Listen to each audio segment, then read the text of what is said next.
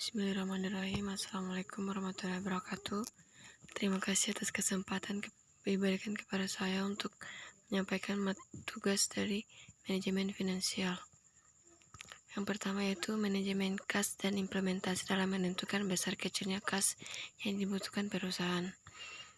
A. Pengertian manajemen kas. Manajemen kas adalah sistem pengelolaan kas perusahaan agar tersedia kas yang memadai, tidak terlalu banyak atau agar keuntungan tidak berkurang terlalu besar, tetapi tidak terlalu sedikit yang bisa mengganggu likuiditas perusahaan. Kas adalah bentuk aktiva yang paling liquid yang bisa digunakan segera untuk memenuhi kewajiban finansial perusahaan. Bila perusahaan menyampaikan kas di bank dalam bentuk rekening giro, maka jasa giro diterima oleh perusahaan presentasinya akan lebih rendah bila disimpan dalam bentuk deposito berjangka. Motif memiliki kas. Pertama, motif transaksi. Kedua, motif berjaga-jaga. Ketiga, motif spekulasi. Model manajemen kas. Pertama, model persediaan atau manajemen kas model Baumol. Model manajemen persediaan kas berawal dari seorang ahli, yaitu Baumol, sehingga dikenal sebagai manajemen kas Baumol. Baumol mengidentifikasi bahwa kebutuhan akan kas dalam suatu perusahaan mirip dengan pemakaian persediaan. Kedua, manajemen kas model Miller-Orr. Dua orang ahli manajemen keuangan, Miller dan Orr, merumuskan manajemen kas model Miller dan Orr sebagai berikut. Dalam keadaan penggunaan dan pemasukan kas bersifat acak, perusahaan perlu menetapkan batas atas dan batas bawah saldo kas. Bila saldo kas mencapai batas atas, perusahaan perlu merubah sejumlah tertentu kas agar saldo kembali ke jumlah yang diinginkan. Sebaliknya, bila saldo kas menurun dan mencapai batas bawah, perusahaan perlu menjual sekuritas agar saldo kas naik kembali ke jumlah yang diinginkan. Secara diagramatis bisa digambarkan sebagai berikut.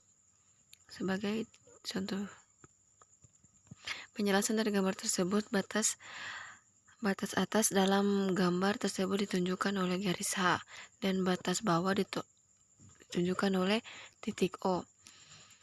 Ini berarti bahwa perusahaan menetapkan jumlah minimal kas mencapai 0.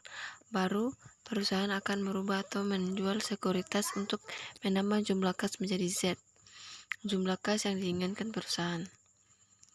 Sistem pengumpulan dan pembayaran kas. A. Sistem pembayaran kas.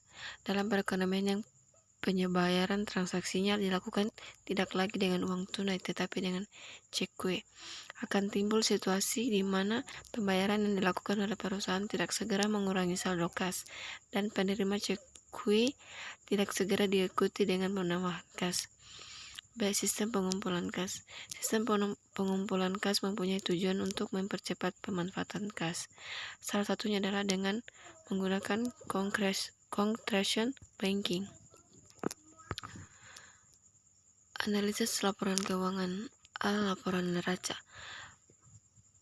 Pengertian neraca. Menurut PP nomor 71 tahun 2010, neraca merupakan salah satu komponen laporan keuangan yang menggambarkan suatu posisi keuangan suatu entitas pelaporan pada tanggal tertentu.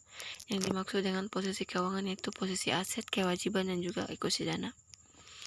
Menurut Budi Raharjo, neraca adalah suatu laporan tentang harta kekayaan perusahaan atau keadaan posisi keuangan perusahaan. Aset. Aset adalah barang yang dimiliki oleh perusahaan. Aset adalah sumber daya perusahaan yang diperoleh melalui transaksi dan memiliki nilai ekonomi masa depan yang dapat diukur dan dinyatakan dalam dolar.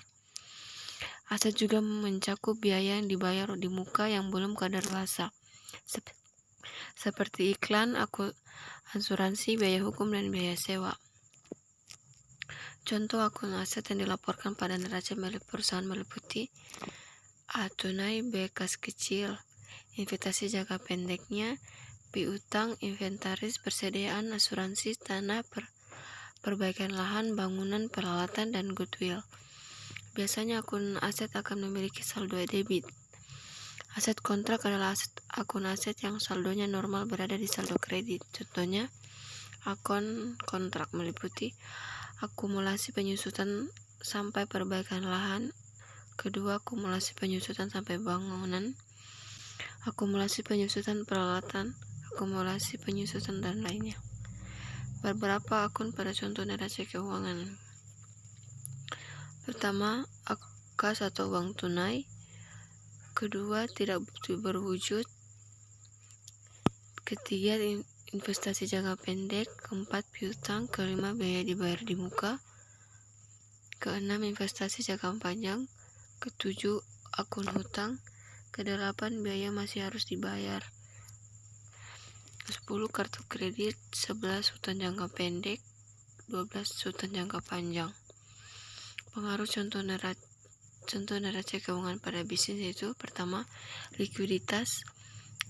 Kedua, efisiensi neraca keuangan. Ketiga, pengaruh neraca pada keuntungan bisnis. Keempat, leverage. Kelima, pengembalian. Laporan rugi laba.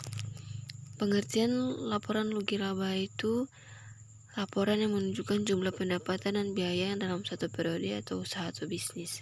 Tujuannya yaitu untuk memenuhi jumlah pajak yang ditanggung. Kedua, untuk pengecekan histori perolehan laba atau rugi dari waktu ke waktu sebagai evaluasi bagi manajemen perusahaan.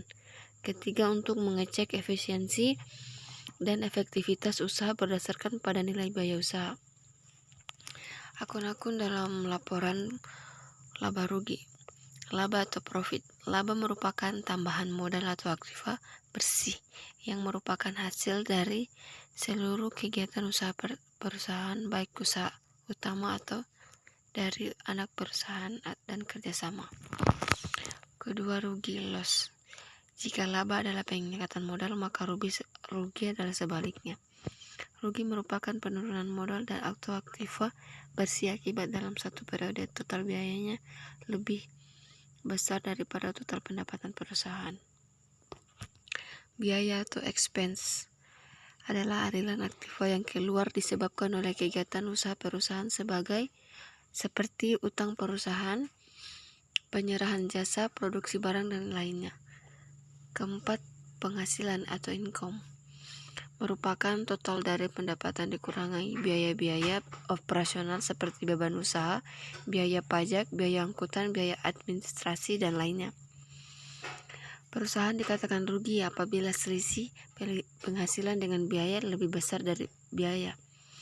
Harga perolehan atau cost merupakan kas yang keluar disebabkan oleh kegiatan pengembalian barang atau jasa. Bentuk laporan laba rugi: pertama, bentuk single step atau langsung.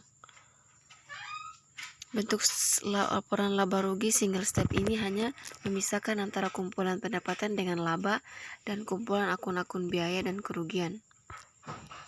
Bentuk multiple step atau tidak langsung, yang bentuknya itu seperti laporan bentuk laba rugi yang mengelompokkan akun pendapatan dan biaya menjadi sebuah runtutan akun. Laporan cash flow. Pengertian cash flow adalah suatu laporan keuangan yang berisi pengaruh kas dari kegiatan operasi, kegiatan transaksi, investasi, kegiatan transaksi, pembiayaan atau pendanaan, dan kenaikan atau penurunan bersih dalam kas suatu perusahaan selama periode tertentu. Berbeda dari neraca keuangan atau laporan pemasukan, cash flow hanya menggunakan cash sebagai dasar dari akuntansinya. Transaksi bersifat non-cash seperti penurunan nilai, penambahan bunga, dan lain-lain tidak terlibat langsung dalam cash flow. Menjadi laporan satu ini sulit untuk dimanipulasi. Sekian dan terima kasih.